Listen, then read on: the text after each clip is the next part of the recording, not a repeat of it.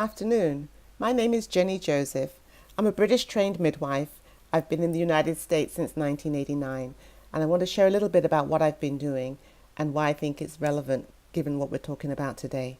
I absolutely believe we can transform perinatal and maternal health care in the United States. So let me share a little bit about what I do. I'm out of Orlando, Florida. I landed there in '89 and I haven't been anywhere else, but I set up a practice soon thereafter because I was surprised and shocked that the American women do not use midwives for birth. Most of the rest of the world, midwifery is the normal way to have care and to have support during your pregnancy, childbirth, and postpartum. So after much angst and trying to figure it all out, I started a birth center. Currently I have a birth center. I have an easy access women's health clinic, which is a really an outreach clinic for women who choose to have their baby in the hospital but want midwifery care, or they want that supportive care during pregnancy and postpartum. And then I also use a model of care which I've named the JJ Way, which is a midwifery model of care, making sure that the woman and her family are centered in the pregnancy, that they get to make decisions, that they get information and support. And the other piece, of course, is that it's culturally congruent care, that the care is relevant to the woman, who she is, where she's from, how she needs to hear information, how she needs to be supported. We're a non-profit organization, and we've made it our work to reduce and, in fact, eliminate the disparities that are rampant in this United States. If you're aware, you already may know about the 2010 and 2020 goals, the Healthy People goals, which are national goals, which are set every decade to help us in a public health trajectory to know where we're trying to go. So since 2010, we've been talking about the elimination of health disparities.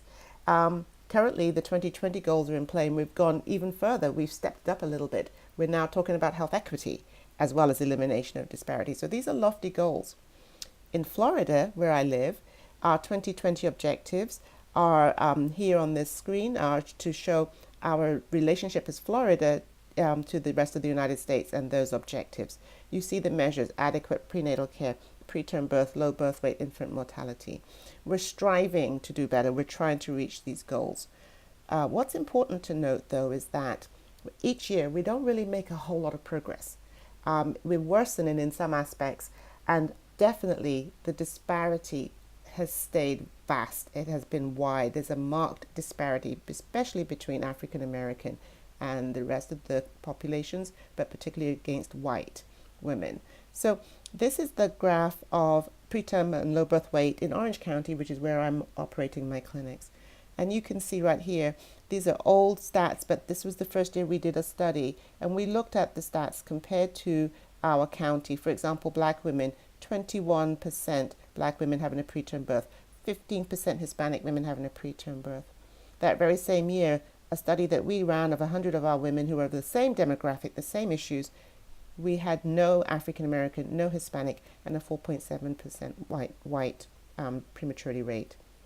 The work is really simple. What we're doing is we're providing access. Number one, no one is ever turned away. There is no barrier. We will help troubleshoot. We will triage you right there at the center to find out what we can do to help you get to the right place that you need to go.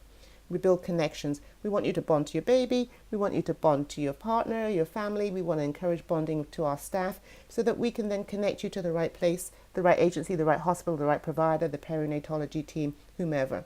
Once you feel you can trust us, the knowledge that we share with you is going to be assimilated, is going to be accepted, is going to be acted on, and hence the empowerment. Those are the 4 basic steps of the JJ Way. Our goal is to get this word out. We're sharing with not only our patients and their families, but our community. We need people to know that pregnancy can be made safer. There are people who are supporting this work. There's a TED Talk, which I really encourage you to listen to. It talks about how racism is one of the main factors for these outcomes and the problems that we experience. The institutionalized racism has our women in such dire straits. I have a documentary. It's on YouTube. It's free of charge. You can watch it, 45 minutes, but it explains from the perspective of the women. The women speak in this video. It's very important that we hear from the women. We should listen to what women have to say, particularly black women. And then we share our reports. Our most recent report is the maternal justice report that shows models that work, gives pointers, toolkits, and ways to help women through these pregnancies so that they can have a healthier outcome. The United Kingdom, which is where I'm from and which informs my work and which has led me to put this model in place in Orlando, Florida, they have been following maternal mortality trends, have been investigating and trying to understand for a long time, since the 50s. You see how these reports have also improved and increased in their scope, but also in the naming and in the sharing of the information, the transparency. So from the original confidential inquiries into maternal deaths in England and Wales, it went on to now being called Saving Lives, Improving Mothers' Care. Here's where we see the clarity about what's getting done. The lessons learned were part of the report in the 2010 timeframe. The next one, though, comes into a different level, surveillance of maternal deaths as well as lessons learned, each time improving on getting the data and doing something with it.